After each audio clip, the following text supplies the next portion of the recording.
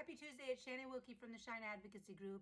I'm an education advocate and the owner of the Shine Advocacy Group. And today we're here to talk about step number 3 in the special education process. So the first step was requesting evaluations and signing consent for the team to evaluate. The second step was reviewing the evaluation and determining if your student is found eligible for an IEP, and if so, what category. It's a very important meeting. And if you're with me on step 3, you got to the part that you all contact us about how do we get help for students at school in the form of an IEP. So an IEP is an individualized education program, and it is your child's specific program for their needs.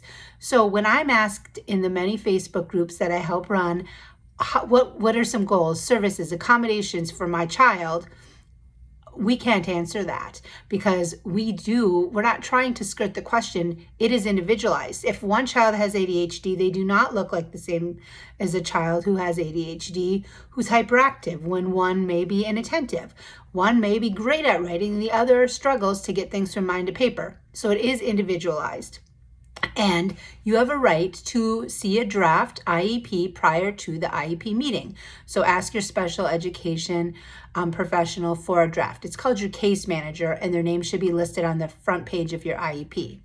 Second, when you go into that meeting, make sure you have any questions, and if you can, have a special education professional or our group review the IEP to make sure that the evaluation, all the areas of present level needs are addressed in the IEP. An IEP is going to have a few parts.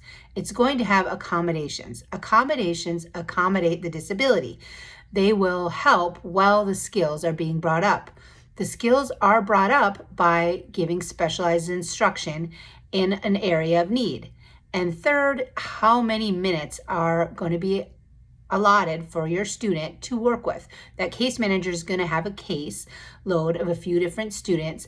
How many of those minutes will go to your student? Will they be with them in small group instruction in the resource room for 30 minutes a week? 2 hours a week, it says on that services page. So those are the 3 main parts of an IEP in a nutshell, and we're happy to go over it with you. Make sure you at least at minimum get it before you go into the meeting, and make sure that your child's specific needs are addressed in the IEP. So with that being said, if you have used us through these 3 steps, awesome. We are so glad to help you. If you are coming to our advocacy group and you've already had an IEP and you've already had an evaluation, we do a service called a record review where our team will look at the IEP and the eval to make sure it's the most impactful document for your student.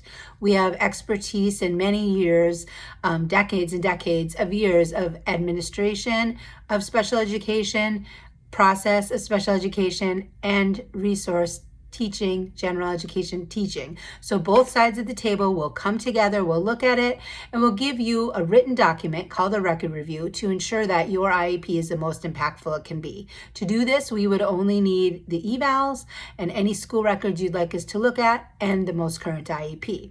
That's called a record review. Reach out if you'd like that, and we hope that you have the best year yet and that you get the IEP and the help that you need at school. Thank you.